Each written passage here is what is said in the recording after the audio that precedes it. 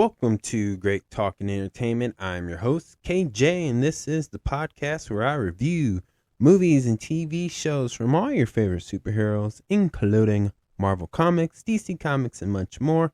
Please subscribe to my YouTube channel, Great Talking Entertainment official channel. Now let's go, baby! Hello, welcome back as we continue on for Marvel Season 2, What If, Episode 4, What If Ironman Crash Landed in the Grandmaster. And yes, this is a spoiler review, so if you have not seen this season yet, go watch it, but give me a thumbs up. Pause this, give me a thumbs up to help this YouTube channel grow, so I can have more audience, more viewers, more subscribers, and so forth and so forth. It would help me a lot if you just simply give me a thumbs up on this video and any other video you watch on my YouTube channel, Great Talking Entertainment official channel. So, again, this is a spoiler. Y'all been warned. Let's get in. This episode is about what if during Avengers 1, the movie, the first one, where Iron Man took the little bullet, the missile, I should say, and went right through that portal that was between Earth and Thanos and his army. But what if that portal closed before Iron Man, fell through and crashed back to Earth? Right? What if that never happened? What if he got stuck on the other side? Well, this is the story. Iron Man would, go through that part where he threw the bomb, or the missile, not a bomb, but a missile rocket, basically. And it destroyed Thanos' army and one of his ships. And this is like, basically, he did that, but this time the portal fell, but he would crash and meet the Grandmaster.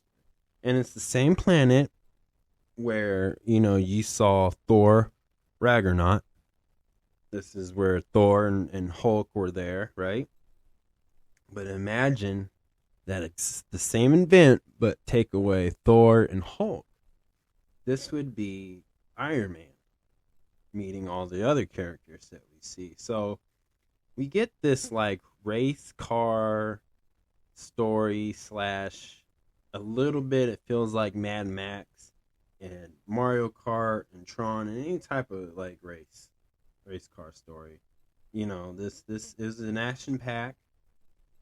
They had a lot of racing, and they did a lot, but this was one of my, I'm just gonna start it off. This was my favorite episode so far, continuing until I get to the next. This is my favorite episode of season 2, just because of this. I just really liked it. It was very action packed, and Iron Man is in a situation where the Grandmaster prisoned him. Gamora is assigned to bring back Iron Man to Thanos. And Grandmaster likes to celebrate in his own way. And that's by having everybody he captured battle. But this time, instead of where you see the Hulk, the Incredible Hulk, versus Thor in this battle, and you get that silly thing like, oh, I know him, and Loki is doing what he does. But this one a little bit, and we get a chariot race, and wow, it was a race, but this is where it felt like Mad Max, but a lot of Mario Kart in this, just because they were racing around, they had to fight each other. I mean, it was going on, right? And in the first one, Tony Stark wasn't in this one. He was sitting right next to the Grandmaster, and he was seeing this. And we saw Valkyrie, and she's racing, and they're going around, and Krog's in this race too. And they're racing, and here comes this giant creature. Bam! Knocking everybody down. Iron Man has the sense of urge to say Valkyrie from this, and he does. And then the Grandmaster, ends this. He says, okay, we're not doing this. And so this goes back to where Iron Man has to figure out how to escape this place. But his whole theme was throughout this whole episode is before he leaves it, he's gonna leave it a better place. Before he leaves it, basically. And I can't remember the whole quote, but he's basically saying he's gonna leave this place, but he's gonna make sure it's in better hands and it's in a better situation, basically. And the only way he can do this is to dethrone the Grandmaster. And this is where we get Valkyrie, Krog, and Gamora in a team up to dethrone him. But first, before that all happens, we do get Iron Man and Gamora having this conversation. And in this universe, Tony Stark is a little bit more humble versus how he was in the main MCU. Or like, even look at Iron Man 3 where he had to, this is where he had to humble himself, mature. Because like in Iron Man 3, he called out, the 10 rings, who we thought was the 10 rings, right? And he's like, here's my address, let's go. Maybe that was a little immature. He should have, handled it. And this is him maturing. He was understanding. He was explaining to Gamora, like, he lost some people. He lost people he cared about. And, he didn't understand because in this universe, the Gamora has the exact same timeline of her childhood. How a young Gamora met Thanos and how he destroyed her home planet and took her in as his daughter. Now, Gamora and Iron Man decided to team up. Even though they battled, they try to fight each other in the first part of the episode. But now they realize, okay, how are they going to do this? And is to challenge the Grandmaster to a charity race. And he agrees only if he can get the Hulkbuster suit. So if these guys loses, Tony Stark loses the Hulkbuster suit. And he wanted it. And so he accepted it. And then, so the race begins, and they make it challenging. There's a lot of cheating going on. And the Grandmaster just has everybody. He has everybody on his team. And you're seeing just a bunch of Mad Max, Mario Kart mixed up in this race. With a lot of tire slashing, bomb exploding, people sabotaging, people out racing in speed, etc., etc. There's just a bunch going on. Feels like an action-packed race. And then we get to the final end of this race, and it's up to Gamora. Is she going to turn on Iron Man and take him out, or take out the Grandmaster? And of course, she chose the Grandmaster, saved it, and Valkyrie wins the race. And the people decided to crown Valkyrie as their king, their leader of the planet. And then, after that, Iron Man and Gamora leave, and instead, Iron Man and Gamora team up and take out Thanos. So remember in the first Avengers movie, and you watch the post-credit scene, there's Thanos in his chair, and he turns around and he smiles, right? Same thing, right? But this time, her and Iron Man and Gamora team up and take out. They really chopped his head off. Like, they're going for the head. So in other universes, they're automatically going for the head. Like, this is nuts. They're stabbing him or whatever. But they're getting Thor or Thanos. I don't know why I keep saying Thor, but Thanos. They keep getting Thanos. Like, I guess, to me, Thanos was the most powerful one in Earth 61X, the main sacred timeline. So that must be the message. I don't know. But I thought it was cool, and it feels like, maybe in this universe, Gamora and Iron Man hooked up and fell in love. The Grandmaster, he was still the same, but, he got vaporized by that thing. But other than that, I really like this one because it felt like an Iron Man. This could have been Iron Man 4. Instead of making this a Marvel What If episode, and they decided to do Iron Man 4, this would probably be the story, what they told in this series.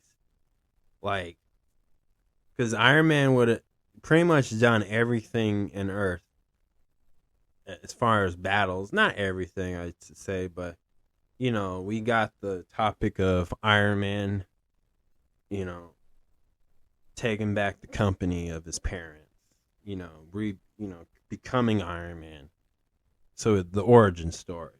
Iron Man 2, we got him taking on his first villain who is out there to challenge him. Iron Man 1 is the origin, he just fixed up his life a little bit, became a more responsible man, and started caring about the business that his dad, Howard Stark, built.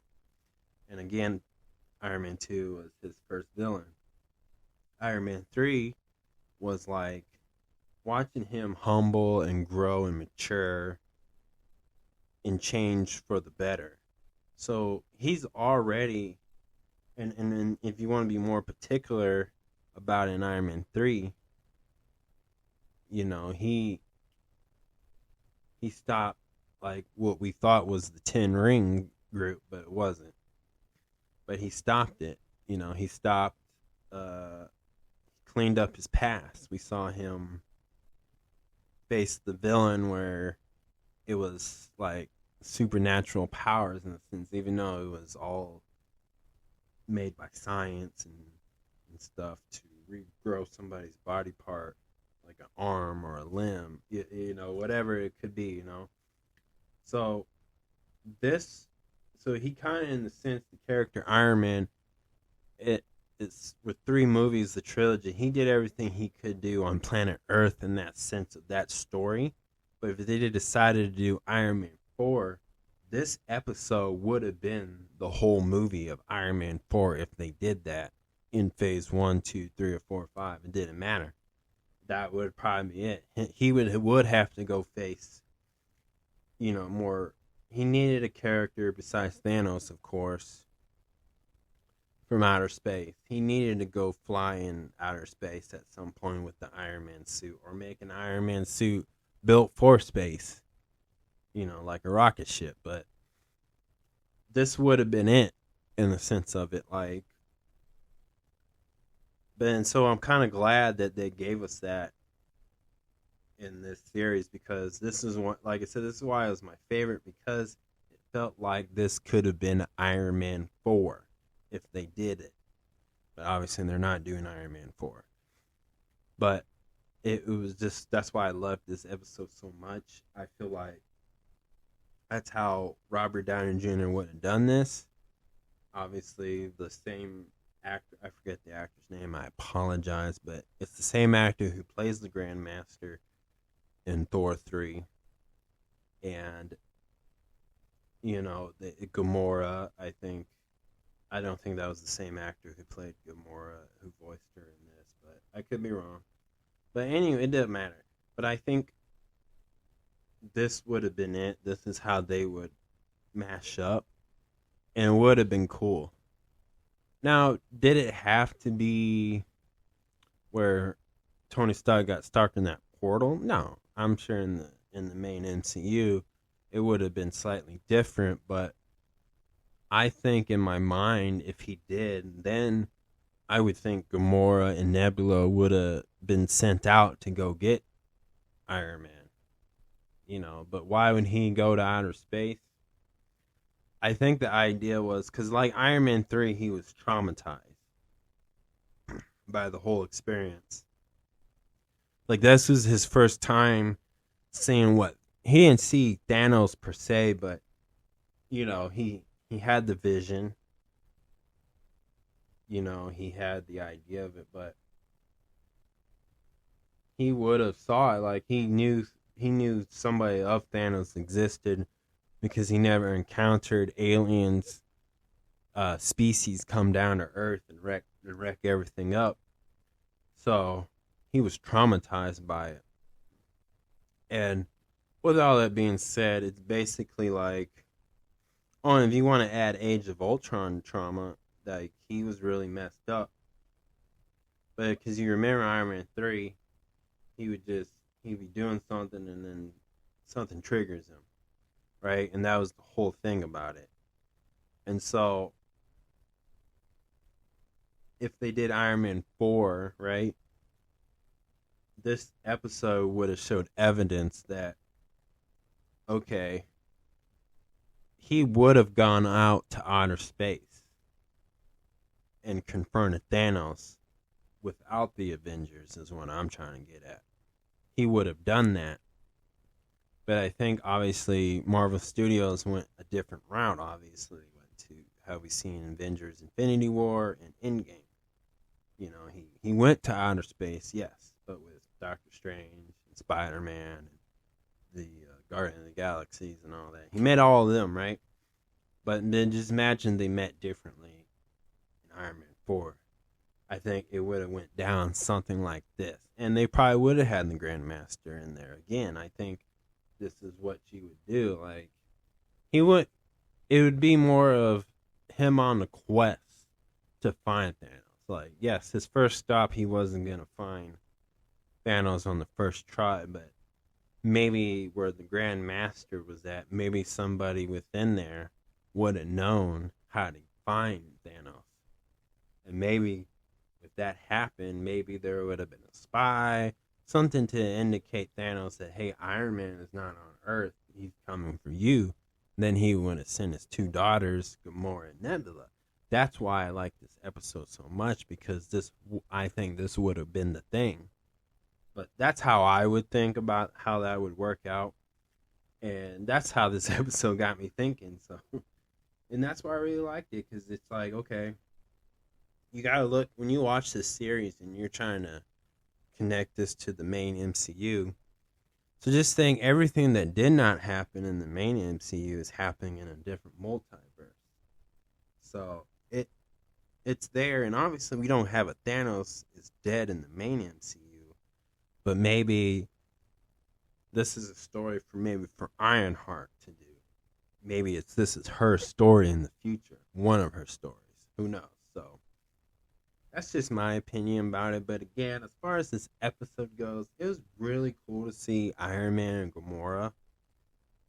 And it seems like in this universe, Gamora was ready to turn on Thanos anyway. So I really liked it, but 1 out of 10, I'm giving this a 10. So that's my review, guys. Thank you so much for listening to my review. Please subscribe to my YouTube channel, Great Talk and Entertainment Official channel. Subscribe. Hit that notification button so you can always be updated with all my latest content. Thank you, guys, and peace out.